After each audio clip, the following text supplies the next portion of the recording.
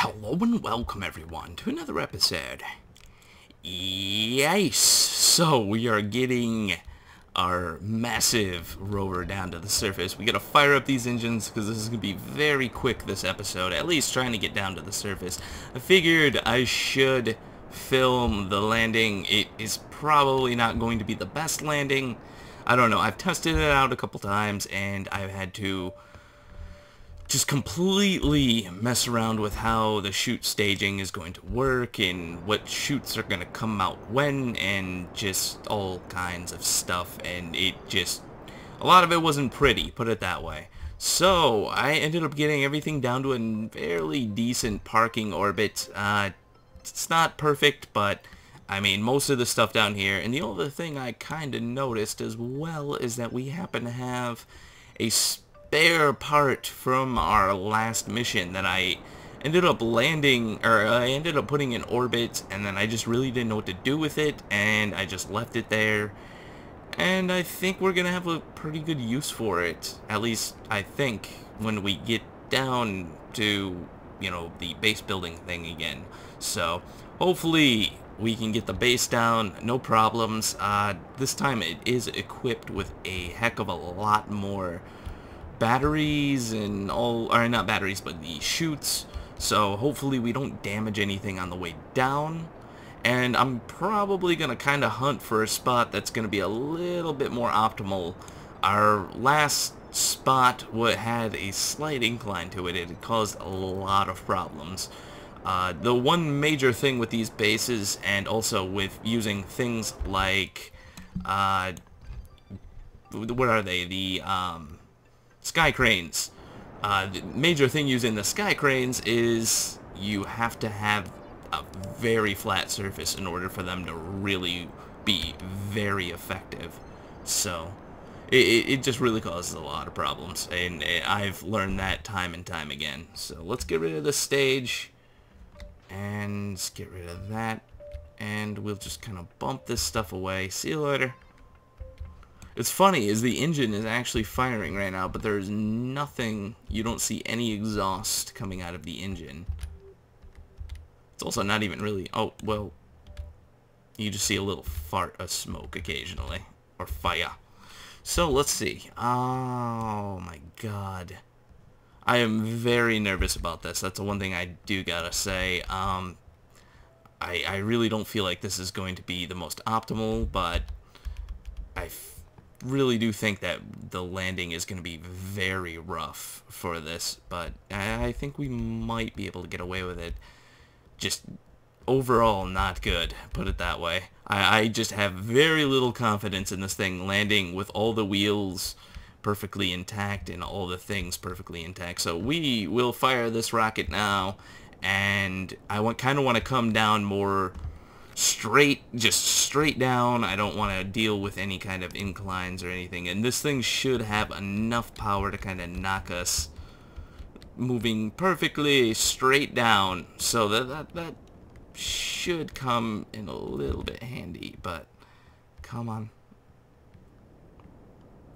I might save a little bit of the fuel as we come down. I don't know. It really doesn't make any sense either way, because we're still going to regain a lot of that speed just falling down towards the planet. So either way, I don't know how much it's going to help. There we go. We'll get rid of that. Fire these chutes. We will see you later. And we will kill the engines and push that crap away. There we go. We don't want to land on top of it. That wouldn't be good. So let's see. I am just very nervous about this. I probably said this already like 6 times, but there is a part of me that does not have very much confidence in this whole landing thing. So let's just bring this down a little bit further. We'll speed this up just a tidbit. That way we don't have to wait for it to constantly fall through the atmosphere. And oh God, is that coming back at us? That would not be good. That would really not be good. Especially when the chutes are about to deploy. There we go. Yeah, you fall that way. Stay away from us. So come on, chutes. Nice. Perfect. Alright, that should help us out a little bit. I'm going to start firing these engines here in just a moment. I kind of want to wait until we get a little bit closer to the ground, since we did burn a fairly large amount of fuel. Since we don't really have a lot on this landing stage, it would be the most optimal to kind of wait just a little bit. And this is actually coming together really nicely. Wow. I still don't think we are going to land with the tires intact, but that's just me. Alright, 4,000 off the surface. Fire up these rockets. There we go. Alright, that's a little excessive. We will wait. Now fire them up. I don't want to preemptively do this, but at the same time, there's a part of me that thinks that it's gonna cause some problems as we get closer. I don't want to start taking off or anything like that, or kind of put it at a strange angle like that. Fire the engines. Getting too close. Holy crap, we're gonna do it. No tires flat. Alright. Wow. That was freaking awesome. Alright, turn on the brakes. Check out the tires. Alright, we lost one tire. That has to be my best landing so far. So we will get rid of these. Thank you. And we will do a little EVA, and I'm going to get things set up. So just give me 1 second. And we're back, guys. Yeah, so I took it for a little bit of a test run and kind of just checked all the systems and all the things. And overall, everything's looking pretty good. So let's do an EVA. Looking beautiful. Just come on down. Now, see, I try to add every little bit to it, even though some of this stuff really isn't necessary, like all of these science things, considering we aren't running. This isn't the career mode, so no science to be had here, and sounds like Doggy's a little bit upset about that, but whatever. We got 8 total crew compartments, and yeah, there's just all the chutes and everything else. Now, the one thing I did notice is that this ladder doesn't actually work. It's more cosmetic than anything now, because when you climb up to the top of the ladder, for some reason, I figured you would be able to just kind of step off onto this platform, and yeah, they don't have the logic built in for that kind of application. They just merely climb up to the top, they run out of ladder, and he just, wow, that exposure. I think it just has to do with the lights. Yeah, the lights are acting kind of funky. So, yeah, he just climbs up to the top and then falls right off, and then you could just keep doing that indefinitely.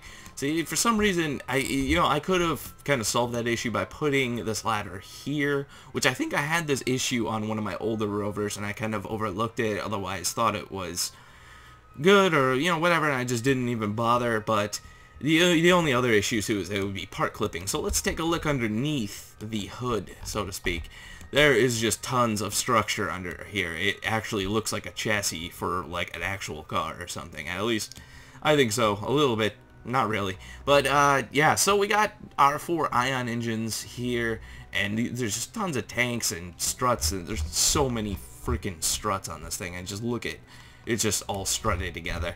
But yeah, it's looking pretty good. We got our gear, our landing gear, at least here, but the landing gear wasn't actually used for the landing. It was more for stability and being able to make sure that this thing actually doesn't tip over, which it still has that issue. I thought I'd be able to solve that issue with the tipping over, but I've noticed it even on small rovers. If you try to stop too quickly, or you hit the reverse and stop at the same time, the thing just, no matter what size, they generally just want to flip and roll forever. So you can see the whole entire thing. It's just looking amazing. And let's get our butt back on the rover. There we go. I find it amazing that the height of the Kerbal is actually small enough to where they can just casually fit through a little square hole in the panel. It just works ever so freaking perfectly. Everything on here is just too good. I don't understand how everything just in this game sometimes just works out so nicely. Now let's get back up into the cockpit, and we can take a little peek into the cockpit. It's nothing too spectacular. I believe it's this one. Yeah, there we go. Yeah, it's nothing too spectacular. I mean, you can't really see any of the rover on the inside here, but I do think it's cool that you can kind of see the meters per second, and you can have the nav ball and all that other good stuff. Now, the SAS is one thing I do gotta say that does help out. This is inside, obviously, you guys know what the inside of all of these look like, so we'll get out of there. The SAS does actually kind of help out in situations like this where it's not very stable. You can turn on the SAS, but the issue once you turn that on is that you are not able to turn. The SAS forces are actually strong enough to prevent this entire thing from turning, and the forces with the wheels and everything, you would think that the wheels would overpower the SAS, but the SAS actually keeps it pointed perfectly straight. So I ended up finding us a flat surface, and I kind of want to test this out. I was able to get it a couple times, but I had a few miserable failures. Let's see what we can get. Now, reattaching this thing, it was initially configured, and I probably forgot somewhere in construction. It was initially configured for like moon gravity, for lunar gravity, and not Duna gravity, which is a bit stronger. So the main issue with that is trying to reconnect this thing. It doesn't have the force itself to lift up, but you can see, you know, we have our little baby rover and the mama rover, and the baby rover can just come right on out, do a little bit of a patrol or what have you. You know, we have the voltaics on here, and actually, I forgot. Speaking of voltaics, we will put the brakes on. We'll pump the brakes here, and we have our voltaics on here that I totally forgot to even deploy. Usually I don't deploy them because obviously they just kind of block off everything. You can't even see inside the rover or any of the stuff in here. You would just have to zoom in, so it's kind of inconvenient. But yeah, that's all the voltaics we would ever need. That's actually way more than we'd ever need, but yeah, so we'll get the brakes off here and get this guy powered up. Now, the good thing about these rovers, and I use them on my bases as well, is the fact that I'm not actually touching any of the turning controls for, like, rover controls. This is just the SAS. The SAS is powerful enough to just turn it by itself, which actually doesn't sound like it's a good thing, but it actually comes in handy, especially when you're trying to get through specific areas, or, you know, like I said, with building the bases, you actually have a little bit more control over, fine-tuned control over knocking stuff around. So let's get these panels put away. I generally don't like doing anything with these panels on here. If I could, I would put the nuclear power sources on here, but it just doesn't look nice when you put them on here. They really need to come up with another nuclear source that doesn't look as... I don't really like the design on the nuclear power source. It looks a little weird to me. So let's just stop here. I know that's what I know that's actually what they look like in real life, but, you know, once again, I just don't really like how they look. And that's just me, and what do I know about space-related activities? Alright, so let's get lined up. Now, hopefully we can get close somewhat. I don't want to spend too much time on this because it really is kind of an annoying thing to do, and it really doesn't work half the time, so I'm just praying that this one time it will actually work. Stop. Yeah, see, that's the other issue too, is the brakes in this game. They generally engage about a second after you hit them, so you kind of have to just sit there and pump the brakes constantly until you can get exactly what you're looking for, which this looks pretty good. I think I'm going to roll with it. We aren't too far off. It's not that bad. So, you know, once again, docking on the surface, it sounds like it would be a very easy thing to do, and it's actually a lot harder than in space. So put the SAS on, and we are now, see, this is the hard part, because this is J and L, and I and K work with the sides, so it's wrapping your mind around the fact that everything isn't exactly where it should be. So that is we're gonna need to go forward and not that way. Alright, yeah, there we go. Alright, try this. We don't have very many attempts at doing this. But if it works, it's awesome. It's just getting it to work is the hard part. Oh god. It's funny because I could do this off camera, but on camera, I don't know why I can't get myself to do it. It's probably because it's like the most impossible thing to do. If anything, maybe I can try to get it. Come on. We're getting close. We're getting really close. Oh, come on. One more. Oh. Nope. That was so close. Wow. It's like I'm trying to hold my breath and do this at the same time, and it's really not working out that well. Come on. We are off by a lot, too. I do know that. Come on. Oh, baby. Come on, baby. Oh, come on. Just let that gravity... Oh. Come on. We just got one more shot, probably. Come on. Come on. You know you can do it. One more. Alright, whoa. That's not good. Oh, we almost had it. Come on. Oh, that is so cheap. That is so cheap. Well, it looks like we're not going to be able to get it. I'm going to have to figure out how to get some RCS back into this thing. If not, I'm probably just going to just reset it or something. I don't know. But anyways, guys, if you like... Wait, I was just about to end it, and... I don't know. I think we should kind of jump over to some rover activities. We will leave the little one behind, I think, for now. It really does suck that we can't reattach it, at least for right now, but, you know, I will say I have reattached it, so please just mind that. So we do have our ion controls on here, which they do come in handy. They really do. The ion engines really do help out a lot as far as getting this thing just zooming over the surface. I have actually gotten up to about 25 meters a second in this, which is actually very impressive. I don't know about you guys, but an 80-ton rover going about 30 meters a second, 25 meters a second, that's pretty freaking fast. That's actually very fast. I mean, that's like tractor-trailer speeds, you know? That's just nuts, but...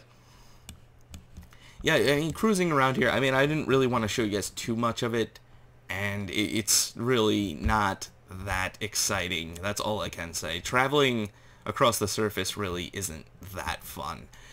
Mostly because it's kind of like in real life, if you're driving down a highway and it's all trees and just a road, you kind of zone out and it's not really anything to pay attention to. But if you're in a city like where I live, or any place generally where there's even a small town and you're driving through the main town, it's not that boring. So, you know, it's just, these things get kind of boring after a little while, but let's see how fast we can go. I mean, we'll try. I could go downhill a little bit too. That would probably help out since we're kind of climbing this hill here. I really don't. Jesus. That is just way too big of a hill. So I think if we turn here, that should help out a little bit with our speed. We're up to 15, which actually is fairly good. You start losing control over being able to turn when you start going really fast. He basically just wants to go straight. So come on, turn. Use the SAS to turn us a little bit. Maybe that will help. Probably not, but we can try. Come on. I do see a little bit of turning going on here, but not much. Oh god. Put the voltaics in. This is where the Kraken likes to attack. It really, really loves to attack this main piece here. That is kind of the main part. This whole structure here with the voltaics, it does not like that at all whatsoever. It really comes down to the fact that they are all attached and there's no attachment on the back here. It's just a very basic piece, and we're up to 17, which wasn't bad. I'm just gonna let it just slow down ever so nicely. Yeah, it just really attacks this and it rips it apart. I've loaded this thing in a couple times and it just rips itself apart instantly. So, oh my god, we got air. Jesus. Oh, that was awesome. That was really, really awesome. So, what we could do is try reverse to slow us down a little bit. I don't know how well that's going to work. See, if you hit the brakes... Oh god, we just went airborne a little bit. So if you hit both the brakes and the reverse, you can see it just pulls itself forward, which you don't want. You got to just kind of pump the brakes like normal. There we go, and we're stopped. Perfect. Put the gear down. And I'm really mad that we could not attach this rover back on here again, because I was able to do it like 2 or 3 times. Don't know why it's not working. If I can get it to work in, maybe I'll show you guys in another episode if you're interested or whatever. But yeah, so anyways guys, if you like what you see here, subscribe. There's always more to come to you. New people welcome. And yeah, I will see you next time.